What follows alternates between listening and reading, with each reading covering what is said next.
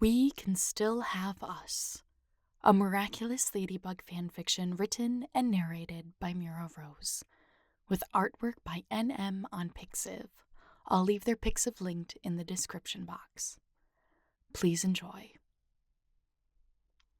Adrien Agreste, Paris, France, 19 years old. "Why do you keep staring at that photo?" Plagg asked, lounging in the dollhouse he got for Christmas last year. "It's not like it's the real thing." Adrien sighed and set down the picture of Marinette, adjusting it so it wouldn't block his view of him and Ladybug in the neighboring frame. "It's nice to think about her, that's all. She's not much to look at either. Now, if it were a photo of Brie, I'd understand. The curvature, the spreadability, the..." Rolling his eyes, Adrien tuned his Kwami out and laid back on his bed, resisting the urge to sigh. As of today, he'd been left behind. Ladybug decided to up and leave to train with superheroes in New York, and Marinette left to go to college overseas in America. He couldn't blame either of them for wanting to better themselves, but losing both girls at roughly the same time hit harder than it should. Marinette put the two of them on pause when she left, which is all but a breakup, honestly speaking, and Ladybug told Cat she trusted him to handle everything without her, which was code for "don't bug me." Just like that, his two most important relationships moved an ocean away, and all he could do was wish them safe travels. It's a terrible thing, hating a person's decision because it's not right for you, even if it's the best one for them. "Kid?" Plagg flew into Adrien's face, and he lurched backward, slamming his headboard. "Ouch, Plagg! We talked about this. Distance. Can we go get some more cheese?" The only physical pain this critter felt was a bottomless pit of hunger, wasn't it? "Yeah, sure. May as well go." "Cheese!"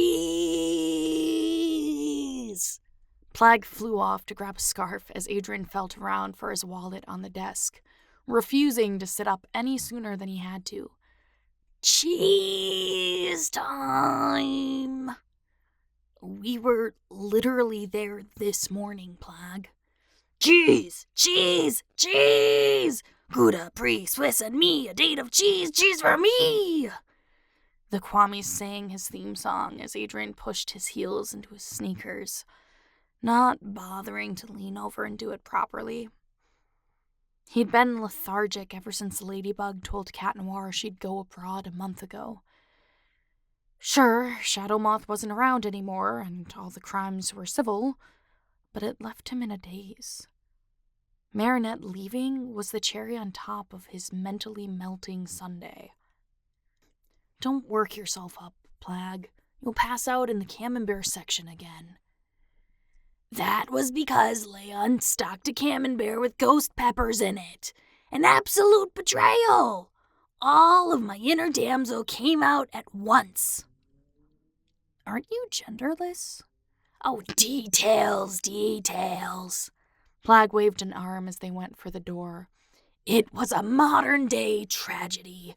Peppers and camembert. I bet an American thought of it." "An absolute crime. I get it." "You've become snippy ever since the girlies left. You know that?" Adrien inhaled the crisp air as they stepped outside, a physical reminder to keep his cool. "Plagg, I am one joke away from a mental breakdown." "Don't get mad at me. I'm not the one who abandoned you to realize my dreams." The Kwami stopped and crossed his arms as if in thought. "Actually, if it would get me a loo full of cheese, then I'd..." "Ha ha." Adrien grabbed his Kwami out of midair and tucked him into his scarf. You're not as funny as you think you are, bud. Joke? Who's telling jokes? He couldn't expect anything less from this gremlin. Well, at least I still have us. Adrien, I would sell you for a wheel of Kraft cheese. False. Try me. It doesn't come in a wheel. That, and you call it liar's cheese. Plagg grinned at his answers. You're right, kid, he said. We can still have us. Training another human in the nuances of cheese would take too long. Whatever you say, Plagg. Whatever you say. They laughed as they crossed the street, the conversation lighter than the subject matter. This is how it would be from now on, wouldn't it? Occasional texts from his not-girlfriend by day, and catching up with his partner by reading newspaper headlines by night, yet somehow not drowning in loneliness because of a certain tactless gremlin he shared a home with. He'd be okay without his girls after all, wouldn't he? Come on, Plagg, Adrien said, a smile on his face. I'll buy you whatever can fit in the extra-large bag today, okay?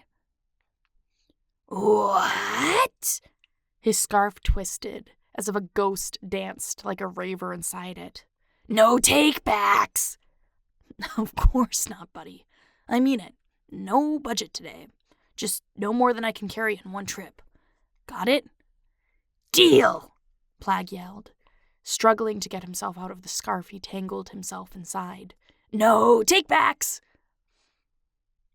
Life after loss really was this simple, wasn't it?